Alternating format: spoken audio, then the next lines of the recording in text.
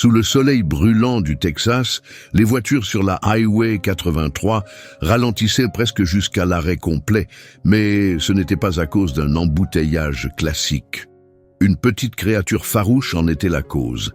Un minuscule lynx roux, à la fois désespéré et intrépide, bloquait la route et refusait de céder le passage. L'officière Helena Carson avait connu de nombreuses situations étranges au cours de sa carrière, mais celle-ci était différente de toutes les autres. En s'approchant du petit animal tremblant, elle comprit qu'il n'était pas simplement perdu ou blessé, il essayait de faire passer un message. En remarquant un objet métallique attaché à sa patte, Helena comprit qu'il y avait quelque chose de plus profond derrière cette scène. Un mystère planait au loin, l'invitant à le percer. Vers quoi ce jeune lynx sauvage cherchait-il à les guider et pourquoi semblait-il implorer de l'aide? Ce qui avait commencé comme une journée banale de patrouille allait se transformer en une situation mystérieuse, entre vie et mort, que personne n'aurait pu prévoir. Avant de plonger dans l'histoire, n'oubliez pas d'aimer la vidéo, de vous abonner si ce n'est pas déjà fait, et d'activer la cloche pour ne rien manquer des prochains récits. Le soleil d'été impitoyable brûlait l'asphalte de la Highway 83, des mirages ondulant au loin sur la route. La circulation était fluide. Des camions et des voitures roulant vers Abilene au nord ou San Angelo au sud, leurs passagers inconscients du drame qui se jouait au bord de la chaussée. Ajustant son chapeau pour se protéger les yeux, l'officière Helena Carson consulta les notes de la centrale sur l'écran de son véhicule. À 34 ans, après plus de 10 ans de service au sein du département de la sécurité publique du Texas, les appels concernant la faune ne nécessitaient généralement pas d'intervention urgente. Mais celui-ci avait quelque chose de différent. Un petit animal agressif arrêtant la circulation, ce n'était pas quelque chose qu'elle pouvait ignorer. Centrale, ici l'unité 247. J'interviens pour une perturbation liée à la faune sur la Highway 83, borne kilométrique 143. J'arrive dans 3 minutes, annonça-t-elle en ralentissant à l'approche de la zone.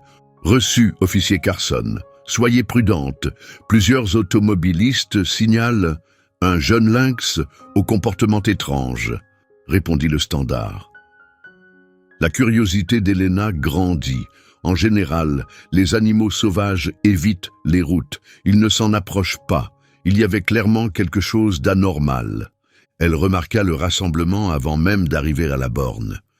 Plusieurs véhicules étaient arrêtés sur le bas-côté, des gens dehors, pointant du doigt et prenant des photos.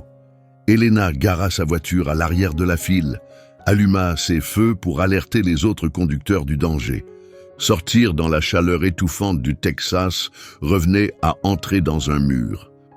Elle ajusta sa ceinture d'équipement et s'avança vers un homme d'âge moyen, portant un t-shirt des Dallas Cowboys usé, qui semblait gérer la foule.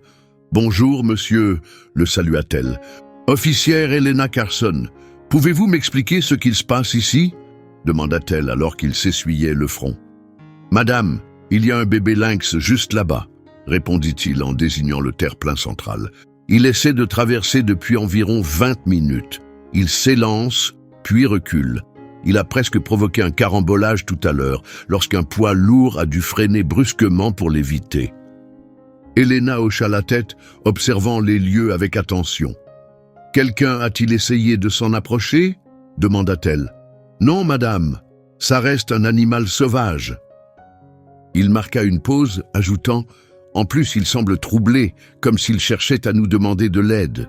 Je n'ai jamais vu ça. » Helena le remercia et s'avança prudemment vers le terre-plein, ses doigts frôlant machinalement l'étui de son arme. Elle avait déjà géré des situations impliquant des animaux blessés et savait qu'un jeune prédateur pouvait être imprévisible.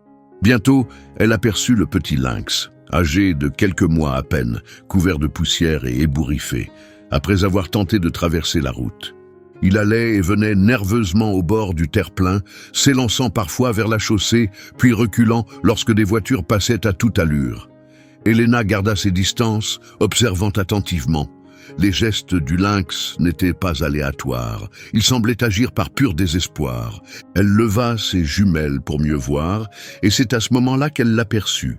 Un petit appareil fixé à la patte arrière de l'animal, marqué d'une étiquette bleue.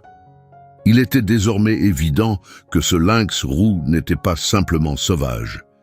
Il y avait une histoire plus complexe derrière tout cela. Elena retourna à sa voiture de patrouille et appela le bureau régional de la faune et de la pêche. 20 minutes plus tard, un pick-up blanc portant le logo du département des parcs et de la faune du Texas se gara derrière son véhicule. Le docteur Thomas Wilder en descendit. Sa silhouette fine, ne trahissant pas son âge, son teint hâlé par des années passées au soleil et son regard vif, affûté par des décennies d'expérience sur le terrain. Biologiste régional de la faune depuis plus de 20 ans, il était l'expert idéal pour une telle situation. Dr Wilder le salua Elena en lui tendant la main. « Merci d'être venu aussi vite. »« Appelez-moi Thomas », répondit-il en lui serrant la main fermement.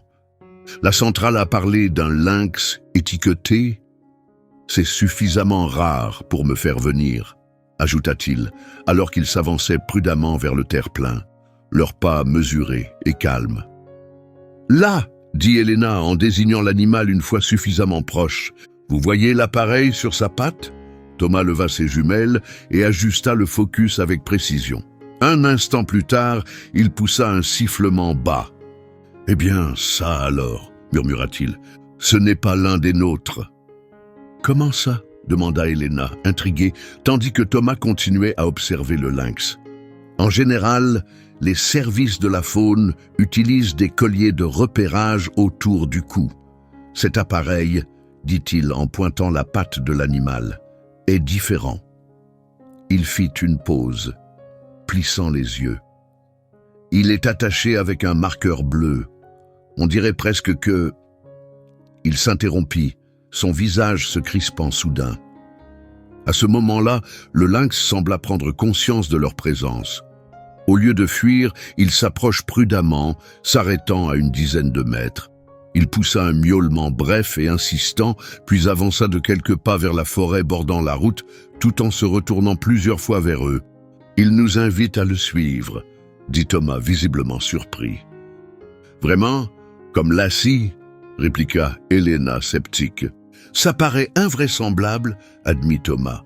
« Mais en 25 ans de carrière, je n'ai jamais vu un lynx sauvage agir ainsi. » Il regarda de plus près le marqueur bleu.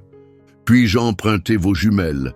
Les miennes ne grossissent pas assez. » Elena les lui tendit et Thomas se concentra sur l'appareil. « Il y a un numéro, RW7734. » En le lisant, son visage se tendit.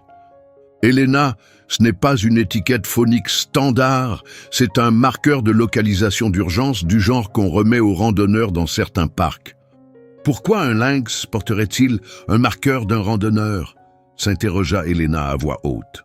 « Bonne question, » répondit Thomas avant de s'éloigner pour passer un coup de fil. Il revint de son véhicule 5 minutes plus tard, le visage sombre. « Je viens de parler au poste de garde du parc d'État de Fortress Ridge.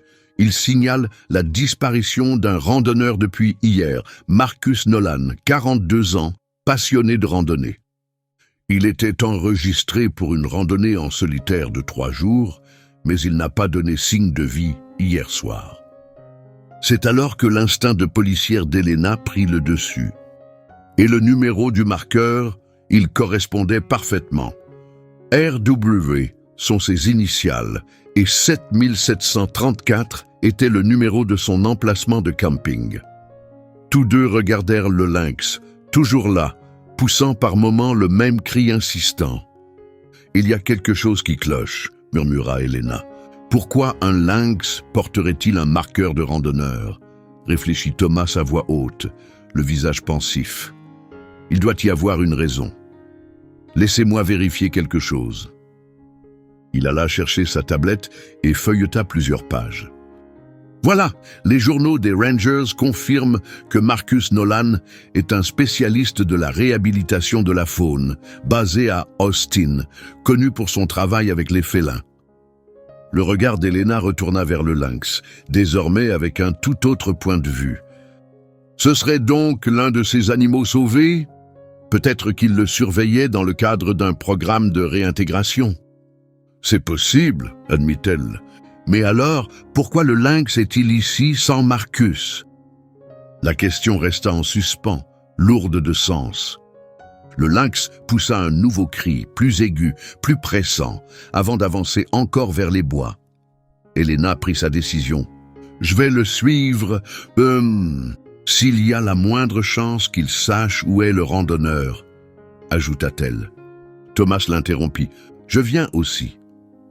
Si Marcus est blessé, il faut qu'on soit prêt. » Il courut jusqu'à son camion et revint avec un sac à dos rempli de matériel essentiel.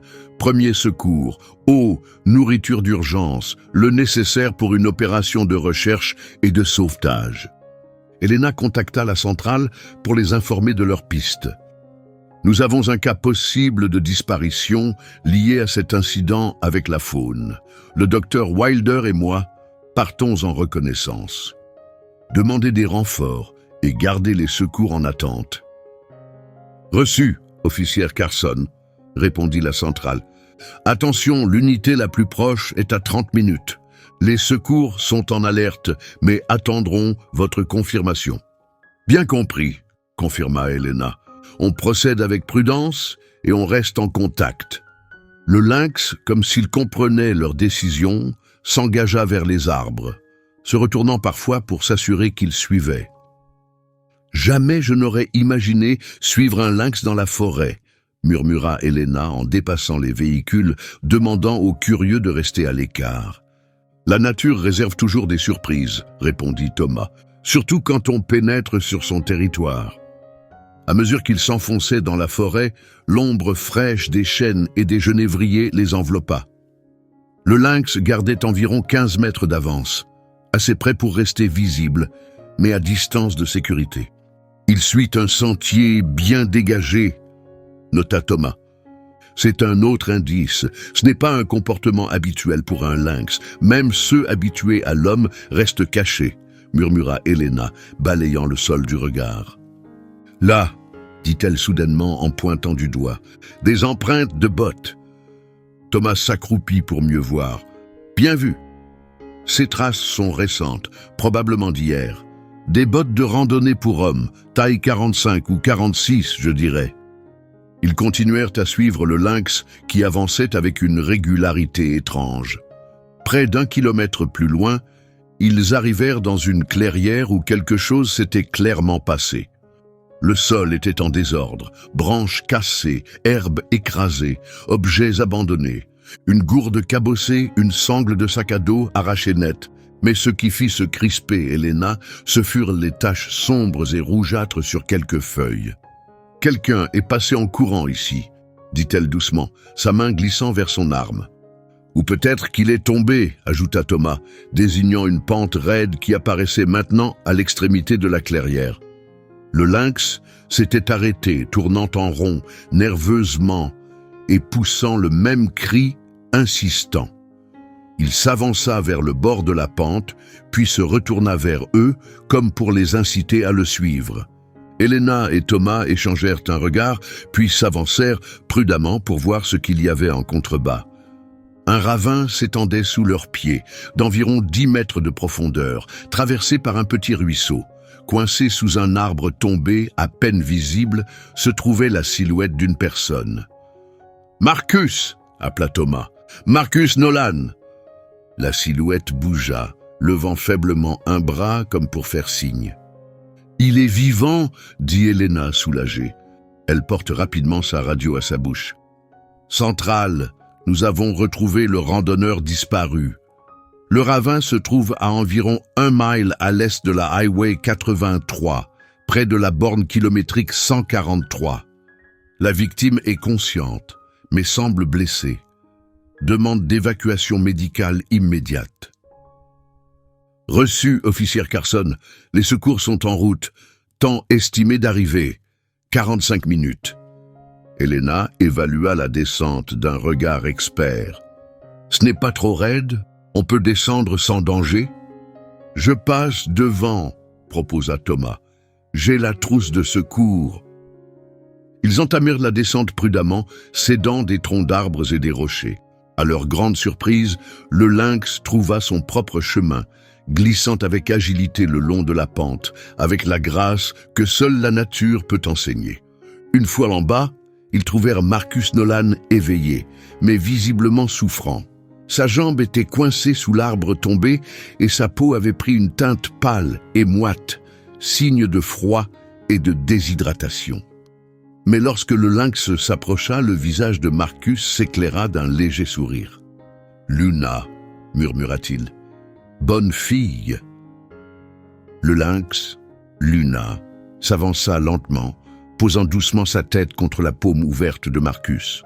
Thomas se précipita pour évaluer les blessures, tandis qu'Helena tendait une bouteille d'eau à Marcus et donnait plus de détails à la centrale. « Tibia droit fracturé avec déplacement », déclara Thomas. « Traumatisme crânien possible, et il est clairement déshydraté, mais son état est instable. »« Marcus, pouvez-vous nous dire ce qui s'est passé ?» demanda doucement Helena. Marcus prit une profonde inspiration tremblante avant de répondre « Je suivais Luna. Elle fait partie d'un programme de réhabilitation. Cette sortie devait être son évaluation finale avant d'être relâchée dans la nature. » Il s'interrompit un instant, grimaçant de douleur avant de continuer. Tout allait bien jusqu'à hier soir. Une tempête est arrivée brusquement. La foudre a frappé un arbre à proximité. Luna s'est enfuie, ce que je comprenais, mais le même éclair a dû fragiliser celui-là. Il indiqua faiblement le tronc qui emprisonnait sa jambe. Je suivais sa piste quand l'arbre est tombé, expliqua Marcus. Je ne pouvais pas atteindre ma balise de détresse. Alors j'ai fixé mon transmetteur de localisation sur le harnais de Luna et je lui ai dit d'aller chercher de l'aide. Helena et Thomas échangèrent un regard stupéfait. « Vous avez envoyé un lynx chercher de l'aide ?» demanda Helena, incrédule. Marcus laissa échapper un petit rire, rapidement interrompu par une grimace de douleur. « Pas exactement, dit-il. Luna a été recueillie alors qu'elle n'était qu'un tout petit bébé. Elle a grandi entourée d'humains avant d'arriver chez moi. Pendant sa réhabilitation, je lui ai appris que les routes signifient généralement la présence de gens. Quand elle a peur, elle voit encore les routes comme des endroits sûrs. » Une fierté discrète perçait dans sa voix. Je ne savais pas si ça fonctionnerait, mais j'espérais qu'elle irait vers la route et que quelqu'un verrait son étiquette. Luna s'était désormais blottie contre lui, son corps élancé et tacheté reposant doucement contre son flanc. Elle observait Helena et Thomas avec des yeux vifs et méfiants. « C'est incroyable, » dit Thomas en fixant une attelle à la jambe blessée de Marcus. « Tu as fait d'elle une véritable équipe de secours à elle seule. »« Je croyais en elle, » répondit simplement Marcus. L'heure suivante se déroula dans un tourbillon d'activités. L'équipe de secours arriva avec l'équipement nécessaire et une civière adaptée aux terrains escarpés du ravin. Pendant qu'ils travaillaient prudemment pour soulever l'arbre qui bloquait la jambe de Marcus, Luna restait tout près, sans jamais gêner, mais sans jamais s'éloigner non plus. Helena ne pouvait détacher son regard du duo, l'animal sauvage et l'homme blessé. Leur lien remettait en question tout ce qu'elle pensait savoir sur la frontière entre les humains et la nature.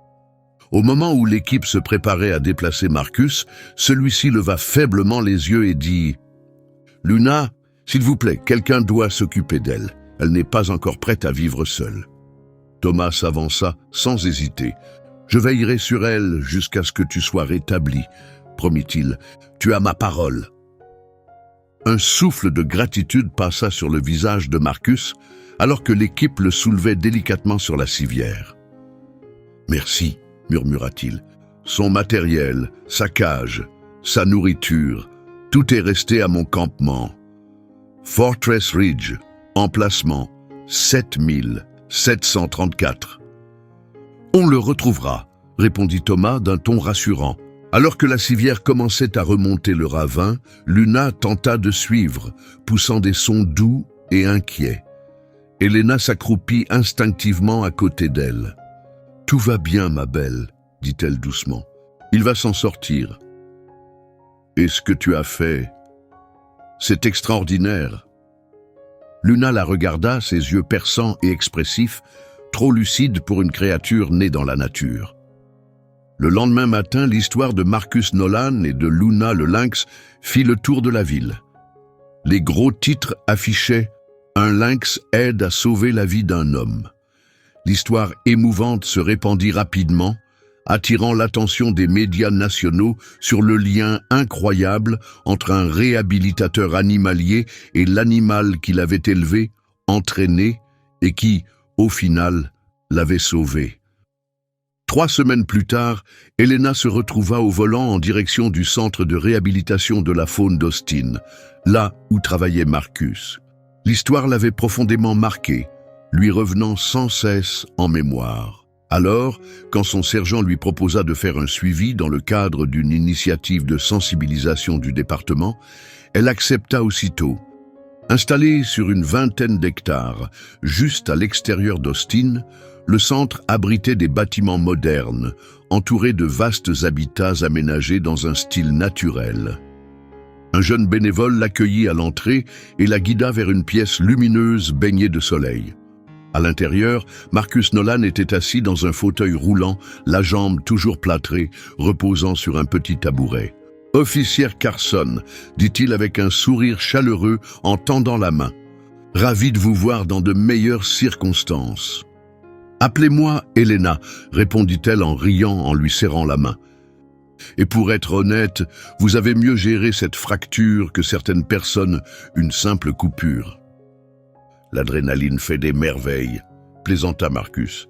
Mais savoir que Luna était vraiment revenue, ça valait plus que tous les médicaments. « Comment va-t-elle » demanda Helena, la curiosité dans les yeux.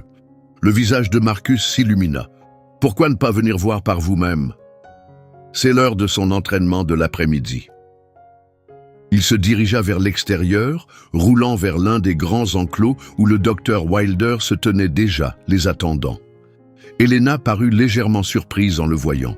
« Thomas vient 2 fois par semaine pour travailler avec Luna », expliqua Marcus, remarquant sa réaction. « Il dit qu'il n'a jamais rencontré un animal comme elle et il veut documenter tout le processus de réhabilitation pour un article de recherche. » Thomas se retourna et les salua avec un sourire chaleureux. « Helena, heureux de te revoir. »« Tu arrives juste à temps », dit-il avec un clin d'œil.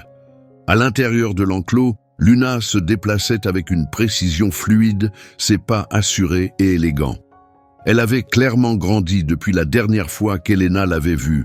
Elle n'était plus un chaton, mais montrait la force souple de l'adolescence. « Elle a bien grandi », observe Helena fascinée. « À cet âge, ça va vite », répondit Marcus avec fierté. « Et elle progresse à une vitesse incroyable. » Il hocha la tête en direction de Luna avec admiration.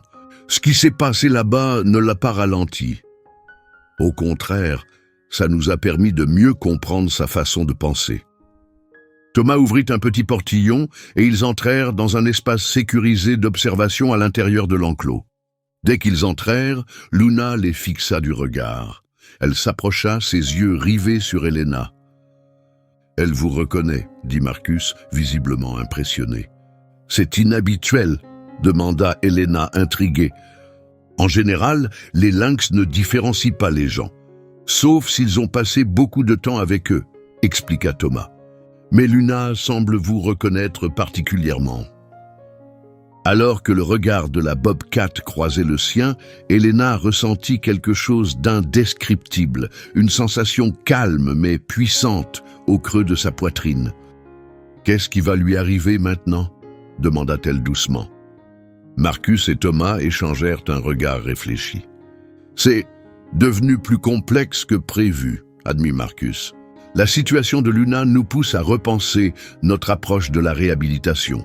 Son équilibre entre instinct naturel et ouverture aux humains est inédit. En principe, on limite les contacts humains pour permettre à l'animal de retourner dans la nature, » ajouta Thomas. « Mais vu le comportement de Luna, certains d'entre nous, moi y compris, explore une autre voie. » Marcus rapprocha son fauteuil du grillage de l'enclos. « On lance un programme appelé « Ambassadeur de la faune », expliqua-t-il.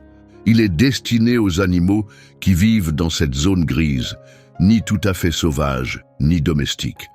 Ces animaux pourraient aider à éduquer le public et à approfondir notre compréhension de leur espèce. « Alors, Luna serait la première ?» demanda Elena à voix basse. « Elle est le choix idéal » répondit Marcus. « Elle reste guidée par ses instincts, mais elle a aussi établi des liens spécifiques, profonds, avec certaines personnes. Et après ce qu'elle a fait lors du sauvetage, le public s'est déjà attaché à elle, ajouta Thomas, alors que Luna explorait des jeux de stimulation disposés dans l'enclos. Ses mouvements rapides et réfléchis révélaient une intelligence qu'Elena percevait clairement, même sans formation scientifique. Ce sauvetage, ce n'était pas seulement de la chance, n'est-ce pas ? Demanda-t-elle, en se tournant vers Marcus. Tu l'as vraiment dressé, pas vrai ? Demanda Elena. Marcus secoua lentement la tête, pas comme les gens l'imaginent. On ne peut pas dresser un lynx comme on le ferait avec un animal domestique, expliqua-t-il. Ce que j'ai fait, c'est plutôt canaliser ce qu'elle savait déjà, ses instincts. J'ai créé des connexions dans son esprit. La route signifiait « humain ». Les humains signifiaient de l'aide si elle était en danger. Et le traceur, ça signifiait moi. Un léger sourire en coin apparut sur son visage. Je ne savais vraiment pas si ça fonctionnerait. C'était une tentative désespérée. « Eh bien, ça t'a sauvé la vie, dit doucement Elena. « Et ça a changé la sienne aussi, répondit Marcus dans un murmure. L'attention des médias après le sauvetage a permis de financer notre programme d'ambassadeurs pour au moins 3 ans de plus. On est en train de concevoir un nouvel espace, un endroit où les gens pourront rencontrer des animaux comme Luna, ceux qui ne peuvent pas retourner à l'état sauvage, mais qui ont encore beaucoup à nous apprendre sur la faune locale du Texas. » En parlant de visibilité, intervint Thomas, le bureau du gouverneur a appelé ce matin. Ils veulent vous remettre à tous les deux une récompense spéciale lors du gala de conservation de l'État le mois prochain. Le visage de Marcus s'empourpra légèrement. « Je leur ai dit que tout le mérite revenait à Luna, » murmura-t-il. Thomas éclata de rire. Ils m'ont répondu, et je cite, « Nous n'avons pas de système pour décerner des prix au lynx. » Il sourit. Mais ils vont mettre son image sur une nouvelle plaque d'immatriculation spéciale dédiée à la conservation. « C'est déjà quelque chose, » dit Elena avec un sourire discret, son esprit repensant à ce jeune lynx effrayé qui, des semaines plus tôt, tenait tête aux voitures sur la Highway 83. Qui aurait cru qu'un tel animal finirait par sauver une vie humaine, et peut-être même changer la manière dont on perçoit le lien entre nature et humanité. Comme si elle pouvait entendre ses pensées, Luna s'approcha du bord de l'enclos, s'arrêtant juste devant elle et poussant un petit souffle rauque et rythmique, presque comme un salut. « Tu veux la nourrir ?» proposa Marcus en tendant une longue pince avec un morceau de viande au bout. Elena hésita un instant puis la prit avec une inspiration profonde. Suivant les instructions de Marcus, elle glissa doucement le morceau de viande à travers une ouverture prévue à cet effet. Luna l'attrapa avec une douceur inattendue, sans aucune agressivité.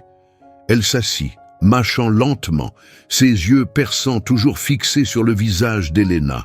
« Je n'aurais jamais imaginé me retrouver aussi près d'un lynx sauvage, » dit Elena émerveillée. « Elle nous aide à comprendre. » murmura Marcus, que la notion de sauvage n'est pas aussi tranchée qu'on le croyait. Il existe toute une gamme de comportements et d'adaptations, avait dit Marcus un jour.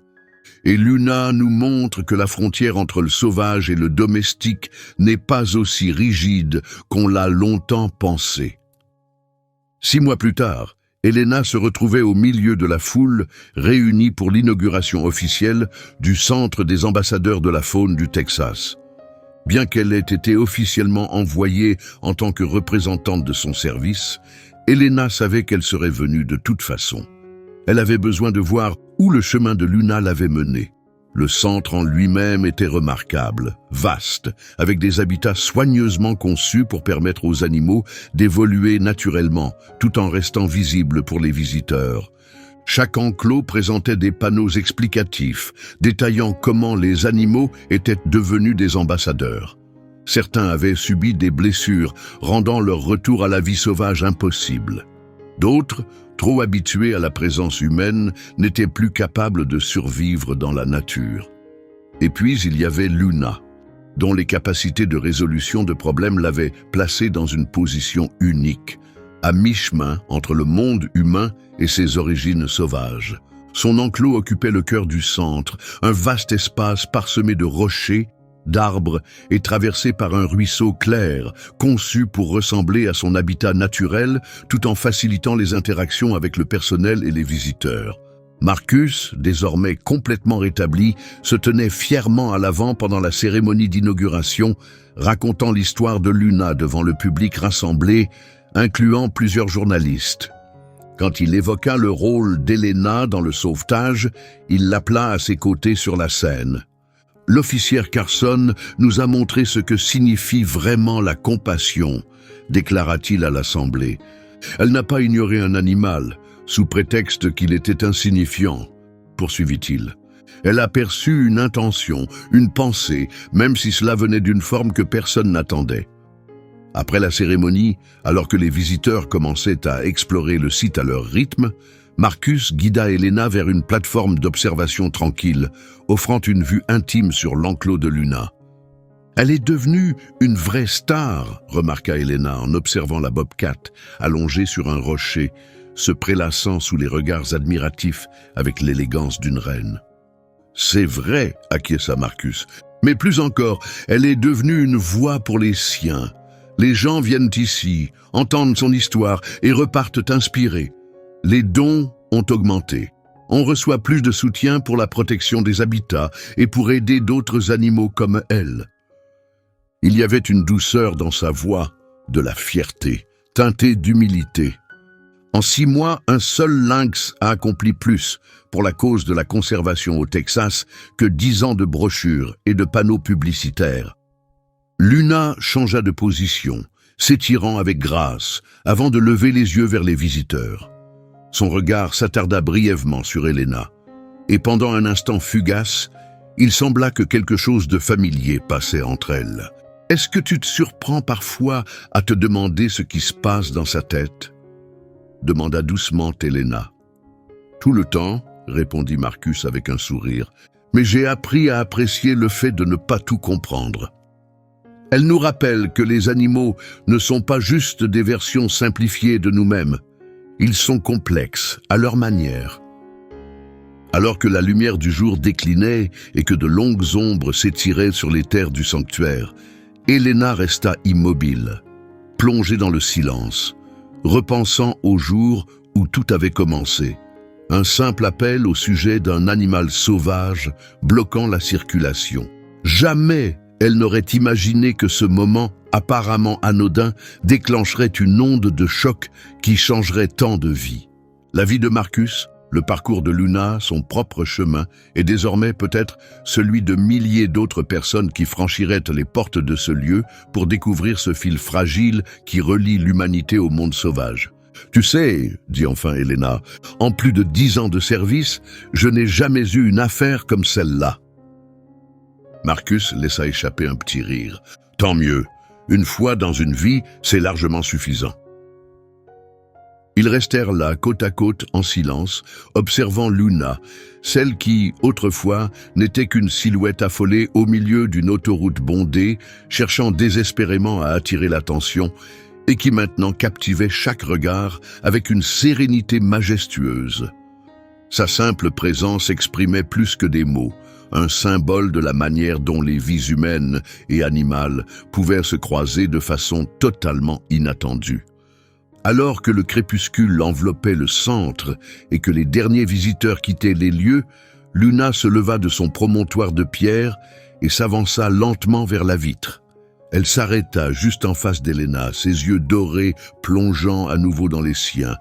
À cet instant, Elena ressentit ce même lien indescriptible, profond, rare, comme un fil invisible tendu entre deux mondes pourtant si différents. Sauvage et humain, chacun porteur d'une sagesse propre, chacun capable de transformer l'autre. Et elle comprit, dans un souffle intérieur, que cela ressemblait à la conclusion parfaite d'un chapitre remarquable et peut-être au début silencieux de beaucoup d'autres encore à venir.